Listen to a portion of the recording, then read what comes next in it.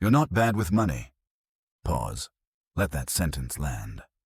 Because if you're watching this, there's a high chance you've blamed yourself at least once. Probably more. Maybe quietly, maybe with sarcasm. Maybe while staring at a bank app like it personally betrayed you. You did what you were told. You went to school. You worked hard. You stayed responsible. And somehow, it still feels like you're running uphill in flip-flops. That's not a personal failure. That's a system problem. Here's the first uncomfortable truth most financial content avoids. The millennial money crisis wasn't caused by avocado toast. It was caused by timing. You entered adulthood at the exact moment the rules changed. But the instructions didn't. Your parents were handed a financial playbook that actually worked. You were handed the same book after the pages were ripped out, and then everyone looked confused when it didn't work. Let's start with a psychological trap. Because money problems almost always start in the mind. From a young age, you were sold a story. Not advice, a story. Go to college, get a good job, buy a home, build wealth, retire happy. Simple, clean, linear. That story worked beautifully. For people who started in the 1970s, 80s, even early 90s, you walked in after the stage collapsed. But here's the NLP trick your brain still plays on you. When expectations don't match reality, the brain doesn't blame the system, it blames the self. So instead of asking, "Is this game broken?" you ask, "What's wrong with me?" That question alone has probably cost you thousands of dollars in bad decisions made from shame. Because shame makes people rush. Shame makes people copy others. Shame makes people buy things they're not ready for, and the financial industry loves shame. Now let's zoom out. Millennials didn't just face a tougher economy. They faced 4 compounding shocks, back to back, with no recovery window. First, education inflation. College didn't slowly get more expensive. It went vertical. Tuition rose faster than wages, faster than inflation, faster than common sense. Student loans became normalized, then glorified, then unavoidable. Debt was reframed as investment in yourself, which sounds inspirational, until the bill shows up monthly for 20 years. Second, wage stagnation. You were told to negotiate harder, to hustle more, to add side gigs. But here's the math nobody likes to say out loud. When productivity rises and wages don't, effort stops translating into progress. You can work harder and still fall behind. That's not laziness. That's arithmetic. Third, housing financialization. Homes stopped being places to live and started being vehicles for capital. Private equity showed up. Institutional investors showed up. Speculation showed up. You showed up with a pre-approval letter and hope. Guess who won? Home prices disconnected from incomes. Rent followed. And suddenly, shelter, the most basic human need, became a luxury product. Fourth, lifestyle inflation disguised as adulthood. This one's sneaky, because nobody forced you to upgrade your phone. Nobody forced you to move closer to work. Nobody forced you to keep up. But the environment nudged you constantly. Ads, social media, LinkedIn success theater, Instagram lifestyles funded by credit cards, and silence. You weren't competing with reality. You were competing with curated debt. If you feel broke despite doing everything right, maybe the checklist is wrong. Let's talk net worth, because income lies, but net worth doesn't. A shocking number of Americans earning 6 figures still have negative or near zero net worth. Why? Because income without ownership is fragile, and ownership without margin is dangerous. Most millennials weren't taught to build buffers. They were taught to build appearances. Nice apartment, nice car, nice resume. Zero resilience. That's not stupidity. That's conditioning. The system rewards consumption early and discipline late. But by the time discipline kicks in, people are exhausted. Here's the psychological kicker. Financial stress doesn't come from lack of money. It comes from lack of control. When every paycheck is pre-spent, when one emergency ruins the month, when choices feel locked in, That's not poverty. That's fragility. And fragility creates anxiety, even at high incomes. This is why people earning $40,000 and $140,000 often feel the same level of stress. Different numbers, same lack of margin. Margin is the word nobody taught you. Margin is breathing room. Margin is optionality. Margin is what lets you say, not yet, without panic. And most millennials were never allowed to build it. Instead, they were told to hurry. Hurry into college. Hurry into careers. Hurry into housing. Hurry into adulthood. No pauses. No recalibration. No forgiveness for timing. Here's the reframe that changes everything. You're not behind. You're early in a harder game. A game with higher buy-ins, lower margins, and fewer guarantees. Once you accept that, the shame loosens. And once shame loosens, intelligence returns. This channel exists for that exact moment. Not to hype you, not to scare you, not to sell you shortcuts, but to help you think clearly in a system that profits from confusion. If you've ever felt like you were doing everything right and still falling short, good. That means you're awake. In the next part, we're going to dissect the 3 financial milestones that quietly determine whether you feel trapped or free, regardless of income. They're not glamorous, they're not talked about, and they explain almost everything. Let's talk about the part nobody puts on Instagram, the invisible milestones. Because here's the dirty secret of modern money. Income doesn't decide how free you feel. Net worth does. And even that's only half the story. The real determinant is which stage of financial survival you're stuck in. Most people think wealth is a straight line. Make more, feel better. Make a lot, feel great. Reality is messier. You can double your income and still feel trapped. You can earn less and sleep better. You can look rich and be fragile. You can look boring and be powerful. That's because money works in phases, not levels. And there are 3 net worth milestones that quietly change everything about how your life feels. Miss them, and no amount of hustle will save you. Hit them, and suddenly the world feels less hostile. Let's start with the first one. Milestone 1. 0 is not nothing. Most people underestimate how brutal negative net worth really is. When your debts are larger than your assets, you're not just broke. You're working for the past. Every paycheck is already spoken for. Every raise gets swallowed. Every decision feels constrained. This is why people with decent income still feel like they're drowning. They're swimming with ankle weights they didn't choose. Student loans, credit cards, car payments, buy now, pay later turned into buy now, regret later. None of these feel dramatic on their own. Together, they form a gravity well. Here's the psychological damage of negative net worth. You stop thinking long-term, not because you're irresponsible, because your nervous system is hijacked. Your brain switches to survival mode. Pay bills. Avoid overdraft. Delay panic. Investing sounds abstract when the rent is due in 4 days. That's why so much financial advice feels insulting. Just invest early. With what? Hope? Now here's the first mental shift. Getting to 0 net worth is not boring. It's heroic. 0 means your past no longer owns your future. 0 means effort finally starts moving you forward instead of sideways. 0 means momentum becomes possible. But nobody celebrates 0.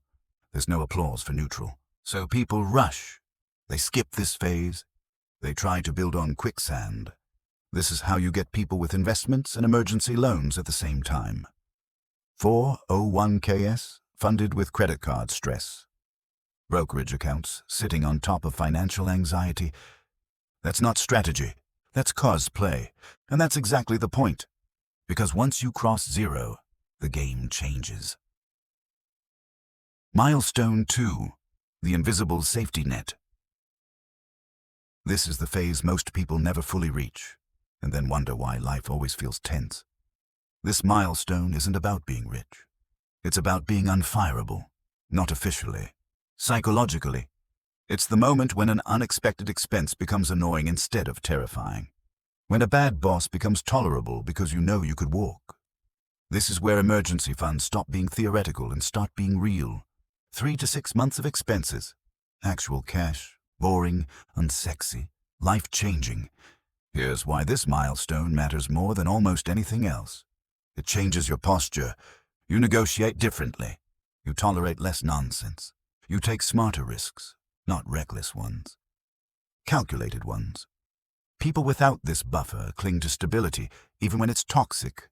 People with it can breathe. This is why two people with the same income live completely different emotional lives.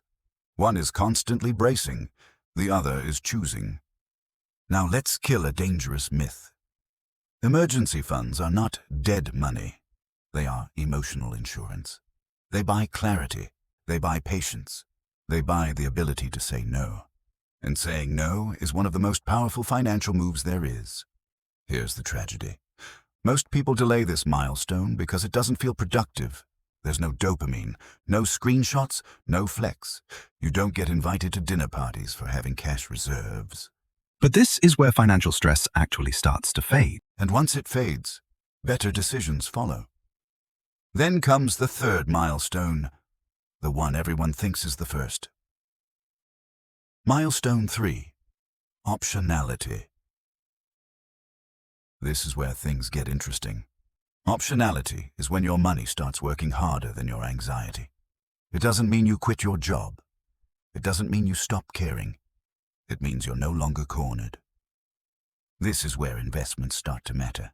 Not as lottery tickets, but as leverage on time.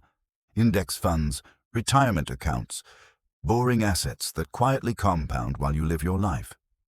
This is where patience becomes profitable. Here's the thing nobody tells you. Optionality doesn't come from chasing returns. It comes from protecting downside. People obsess over upside because it's exciting. But upside without downside protection creates fragile success. That's how you get people who made money fast and lost sleep faster. True optionality feels anticlimactic. There's no "I made it" moment.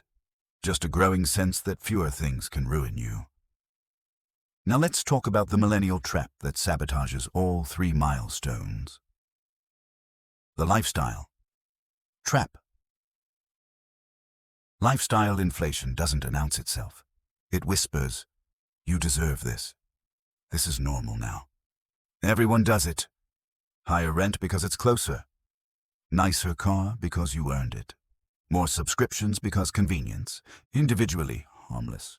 Collectively devastating. Because every fixed expense you add reduces your margin. And margin is what fuels all 3 milestones. The cruel irony, lifestyle inflation hits hardest right when income finally improves.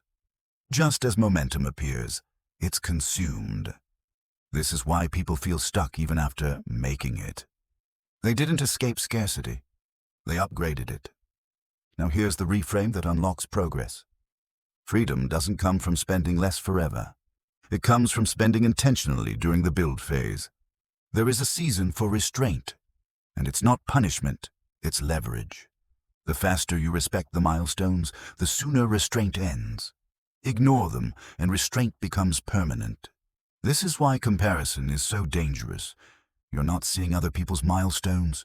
You're seeing their highlight reels. You don't see their debt, their stress, their margin. You see kitchens and vacations. You don't see spreadsheets at 2 a.m. This channel exists to remove that illusion, to show you the structure behind the feeling. In the next part, we're going to confront the hardest question of all. Why doing everything responsibly still doesn't guarantee freedom, and how to stop playing defense forever. This is where strategy replaces survival. Let's talk about the moment people get stuck. Not broke, not rich, just suspended. Bills are paid. The lights stay on. There's food in the fridge. But something feels off. Progress slowed. Motivation dulled. Freedom still feels theoretical. This is the phase where most people quietly panic. Because on paper, everything looks fine. This is also where most financial advice completely fails. Because advice loves extremes. Get out of debt. Get rich. Retire early. But real life lives in the middle. And the middle is where discipline either compounds or decays. Here's the truth nobody prepares you for. Once survival stress fades, directional stress appears. You stop worrying about emergencies. You start worrying about trajectory. Am I moving forward? Is this enough? Am I wasting time? That stress is more subtle and more dangerous because it pushes people to chase certainty, and certainty is expensive. This is where the system offers you the illusion of safety. 30-year mortgages, locked-in lifestyles, commitments that feel responsible but quietly reduce optionality. On the surface, these choices look mature. Underneath, they often increase fragility. Here's the uncomfortable reality. Stability and flexibility are not the same thing. Stability is about maintaining the present. Flexibility is about surviving change. And in a volatile economy, flexibility wins. This is why people with impressive resumes still feel trapped. They optimized for permanence in a world that doesn't offer it. Most people misunderstand risk entirely. They think risk is doing something bold. Quitting a job, starting a business, buying volatile assets. But real risk is something else. Real risk is having no margin, no buffers, no exits. A person with options can take risks. A person without them is already at risk. This is why optionality matters more than return. Optionality lets you wait. Waiting lets you choose. Choosing lets you win. Now let's address a myth that wrecks smart people. Good decisions always pay off. They don't. Not immediately, not consistently, and not on your schedule. Sometimes good decisions look bad for a long time. Sometimes bad decisions look genius, right before they explode. If you expect instant feedback, you will abandon good strategies early and double down on bad ones. This is where discipline separates from motivation. Motivation chases feelings. Discipline respects lag. Financial progress has lag, long lag, uncomfortable lag. And during that lag, comparison is poison. You'll see people who ignored fundamentals move faster. You'll see reckless bets get rewarded. You'll see shortcuts appear to work. Because history is clear. Sustainable wealth is boring. Fragile wealth is exciting. Excitement makes great stories. Boring builds quiet power. Now let's talk about the biggest trap of the middle phase. The permanence trap. This is when people mistake comfort for completion. They assume this is it. This is the job. This is the lifestyle. This is the ceiling. So they stop protecting flexibility. They lock into expenses that can't scale down. They tie identity to income. They build lives that require constant performance. That's not security. That's dependency. And dependency is stressful, even when things are going well. Here's the reframe that breaks the trap. You don't need to predict the future. You need to remain adjustable. That means avoiding expenses that require perfect conditions, building savings beyond emergencies, investing consistently, not aggressively, keeping skills current, maintaining professional and personal mobility. None of this feels dramatic. All of it compounds. Now, let's address the emotional elephant in the room. Comparison never goes away. It just changes targets. Early on, you compare income. Later, you compare lifestyles. Eventually, you compare freedom. And freedom is hard to fake. You can't post a photo of sleeping well. You can't screenshot low anxiety. You can't flex optionality. But you can feel it. And once you do, your priorities shift. You stop asking, how do I look? You start asking, how does this feel long-term? That question is the gateway to real strategy. In the final part, we're going to tie everything together. Why money is not about winning. Why calm is the ultimate asset. And why clarity, not hustle, is what actually compounds. We'll also close with the psychological loop that turns viewers into long-term thinkers and subscribers. Let's finish this without fireworks. No fake urgency. No, do this now or else. No pretending money is some moral scoreboard. Just clarity, because if you made it this far, you're not here for hype. You're here because something finally clicked. Not fear, not greed, Recognition. You recognized yourself somewhere in this story, and once that happens, you can't unsee it. Here's the biggest lie modern money culture sells. That stress is the price of ambition. That anxiety means you care. That pressure means you're doing it right. It doesn't. Stress is often just a signal that your financial structure doesn't match your values. And most people never fix the structure. They just normalize the stress. They joke about it. They bond over it. They call it adulthood. But your nervous system keeps the receipts. Let's say this clearly. Money is not supposed to feel like a constant emergency. If every decision feels urgent, if every expense feels loaded, if every downturn feels personal, that's not ambition. That's fragility. And fragility doesn't go away with more income. It just gets more expensive. That's why you see people earning more than they ever imagined and still feeling trapped. They upgraded their lifestyle faster than their resilience. Now, here's the perspective shift that changes everything. Money is not there to impress anyone. It's there to reduce friction in your life. Reduce, not eliminate. Friction never disappears. But it should decrease as you progress. If your income goes up and your anxiety stays the same, something is broken, and it's usually not you. Let's zoom out one final time. Those 3 milestones weren't about becoming rich. They were about changing how life feels. The first milestone removed panic. The second removed fear. The third removed pressure. That's the order. Miss the order, and money feels heavy forever. Respect it, and money slowly becomes boring. And boring is underrated. Boring means predictable. Predictable means manageable. Manageable means calm. Calm is the real flex. Calm lets you ignore bad advice. Calm lets you wait. Calm lets you walk away. Now let's address the hardest truth of all. There is no moment where you suddenly feel done. No finish line, no background music, no end credits. What changes instead is your relationship with uncertainty. Early on, uncertainty feels threatening. Later, it feels inconvenient. Eventually, it feels navigable. That's growth. Not yachts, not viral wins, not early retirement fantasies. Just the quiet confidence that fewer things can knock you over. And here's the irony. The people who chase freedom the hardest often delay it the longest. Because they rush, they overcommit, they skip fundamentals. Freedom doesn't come from speed, it comes from alignment. When how you earn, spend, save, and invest stop fighting each other. When your money stops pulling you in different directions. When decisions stop feeling like identity tests. That's when things lighten. Now let's talk about you. If you're early in this journey, hear this. You're not late. You're early in a harder version of the game. A game with higher buy-ins, more noise, fewer guarantees. That doesn't make you weak. It makes you adaptive. If you're in the middle, this is your warning. Don't confuse comfort with completion.